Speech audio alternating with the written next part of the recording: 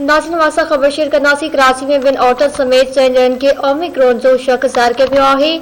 DHO ओभर जो चवणु आहे त ओमिक्रॉन वायरस जे शक हेठि आयल 2 औरतूं घरनि में आइसोलेट आहिनि। DHO मूजिबि ओमिक्रॉन जा 2 मरीज़ आगा खान अस्पताल में दाख़िल थियल आहिनि। मरीज़नि जूं वधीक टेस्टूं हलंदड़ आहिनि। ओभर ज़िले में माइक्रो स्मार्ट लॉकडाउन जी तजवीज़ ॾिनी वई आहे।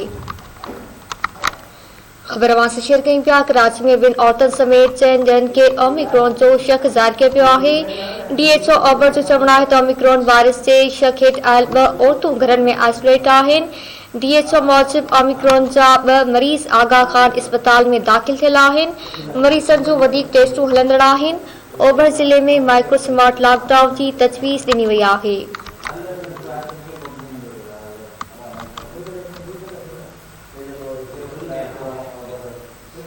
ख़बर अवां सां शेयर कयूं पिया। कराची में ॿिनि औरतुनि समेत 4 ॼणनि खे ओमिक्रॉन जो शक ज़ाहिर कयो पियो आहे। DHO ओभर जो चवणु आहे त ओमिक्रॉन वायरस जे शक हेठि आयल 2 औरतूं घरनि में आइसोलेट आहिनि। DHO मूजिबि ओमिक्रॉन जा 2 मरीज़ आगा खान अस्पताल में दाख़िल थियल आहिनि। मरीज़नि जूं वधीक टेस्टूं हलंदड़ आहिनि। ओभर ज़िले में माइक्रो स्मार्ट लॉकडाउन जी तजवीज़ ॾिनी वई आहे।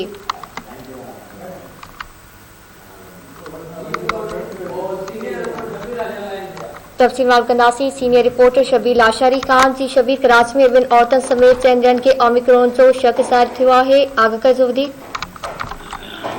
जी बिल्कुल, कराची में 2 औरतुनि समेत 3 ॼणनि खे कोरोना जो जेको नओं वेरिएंट आहे ओमिक्रॉन उन जो शक ज़ाहिर थियो आहे ऐं उन खां पोइ सिहत खाते पारां जेको आहे उन्हनि जो शक ॼाणाईंदे वधीक उन्हनि मरीज़नि जी जांच पड़ताल ऐं उन्हनि खे आइसोलेट करण जी जेका आहे उहा हिदायत कई वई आहे ऐं ओभर ज़िले में माइक्रो लॉकडाउन जेको आहे लॻाइण जी बि तजवीज़ ॾिनी वई आहे। इन हवाले सां सिहत खाते जी सूबाई वज़ीर नज़रा पेटियो जो चवणु आहे त कराची में ओमिक्रॉन वायरस जा शकी केस जेके आहिनि उहे ज़ाहिर थिया आहिनि ऐं उन्हनि जी जांच पड़ताल कई पई वञे। उन चयो आहे त 57 वरियनि जी हिकु औरत आहे जंहिंखे कोरोना जूं अलामतूं लॻी रहियूं आहिनि ऐं उन मां लॻे थो अलामतुनि मां उहा ओमिक्रॉन आहे।